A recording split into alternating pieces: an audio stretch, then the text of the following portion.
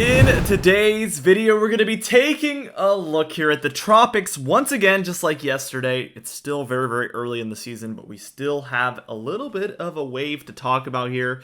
We're also going to be diving into the upcoming pattern as always. There is still multiple storms on the way. Some coastal storms like we talked about yesterday, not including this tropical system. So whatever this one does would be in addition to that. But we do have a couple of non-tropical coastal threats on the way. And then also we're going to be talking about that temperature pattern where there's some big time potential heat waves or very strong areas of heat, maybe not 90s for 3 days in a row necessarily, which would be the technical requirements for a heat wave, but we could be taking a look at some upper 80s and 90s for some areas that are seeing it for the first time, and then another cool down potentially on the way. So there is a roller coaster of a pattern on the way. Now, before we get really into things, I want to tell you guys about my business Trilogy Maps, which so many of you have been purchasing. I am so happy that you guys are enjoying it. I knew that it was a huge need in the industry, and really it was something that I've wanted for years. I wish I didn't even have to make it. I wish somebody else would have so many years ago, because I would have loved to have had it. Anyway, I was the one that ended up having to do it, I guess. I did it, and it has really paid off, and so many of you have enjoyed it and raved about those maps, and honestly, they are just really great. I enjoy using them myself. I'm sure you would as well if you're interested in making weather maps, so be sure to check them out. We do have a 50% off discount going on right now for the springtime, and you can use my code DIRECT for 30% or 33% better yet off on top of that, which is an insane deal for very valuable and very customizable, extremely high resolution maps. So check those out today. They're going to be in the pinned comment and description down below. As we dive into these tropics, we're taking a look first off at the 2-day graphical tropical weather outlook, where we can see there is still a 10% chance of development here. As we transition to the 7-day, it's going to take a little getting used to say that, because it used to be the 5-day outlook. Now it's the 7-day.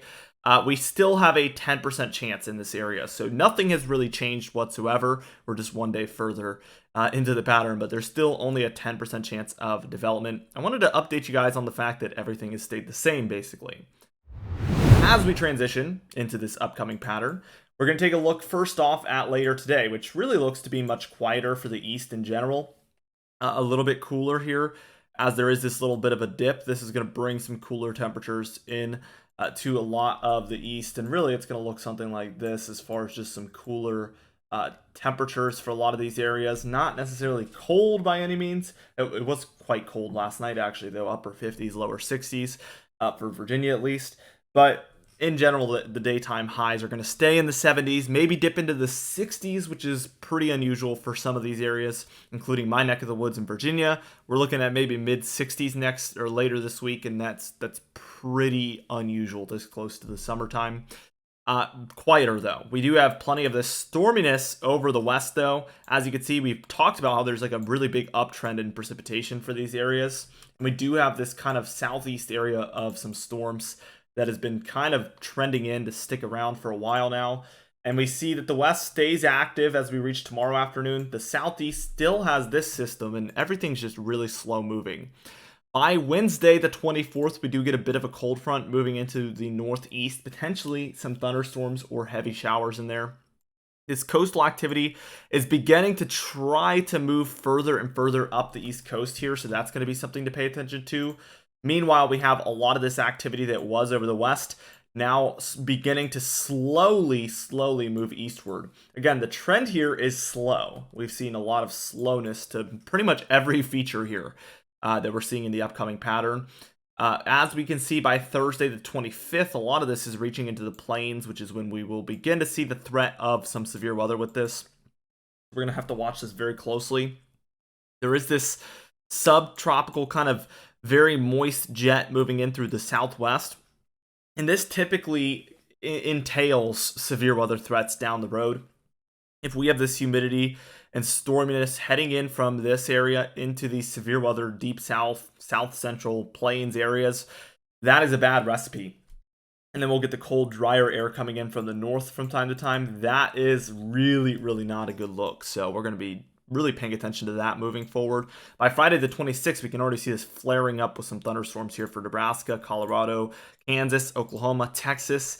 So definitely a big time deal and something we're going to be looking towards As we take a look, the southeast still dealing with some of this activity by Friday. And by Saturday, this becomes a little bit of an organized system here off of North Carolina, bringing heavier precipitation, as you can see.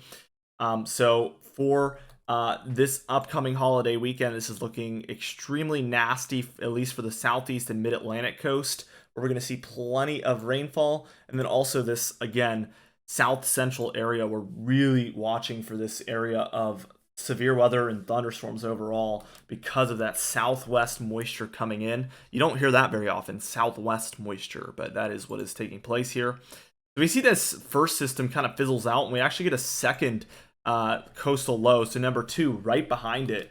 And we see this one move up in a similar fashion. And then we get a lot quieter for the east here to start our first look at June here for the European model. We can see that through the central United States, we do see still this thunderstorm activity flaring up. So that is going to be a very, very common theme here that we're going to be talking about over the coming days, since everything seems to be very stationary, if not very, very slow moving, which is usually pretty impactful in many different ways. One of which being the total rainfall, where we see high amounts here for these areas that just see thunderstorms day after day after day. And then the coastal areas in the mid-Atlantic and southeast also dealing with potentially 2 to 5 inches of rainfall, maybe more, because of back-to-back coastal lows that are, again, moving very slowly, lasting multiple days each. Very unusual, very long-lasting, and slow in general, but quite intense. So that is a recipe for really, really heavy amounts of rainfall. So we see an above average amount for these areas, also in here, kind of a bowling ball pin type shape there. And then for the southeast where these coastal lows are at. Everywhere outside of these areas is dealing with below average or practically no precipitation. Now, total snowfall, again, dying back down. We're going to have to just continue to watch this. We see some for the Sierra Nevadas, some here for the Rockies, a little bit here for the Cascades. And we're going to have to see what happens over the coming days. It looked like more as of yesterday's run, but this has really died down just in the past 24 hours what this model expects. So we're going to not lock on to anything necessarily yet. We're just going to watch and see. Temperature pattern. That's at the end.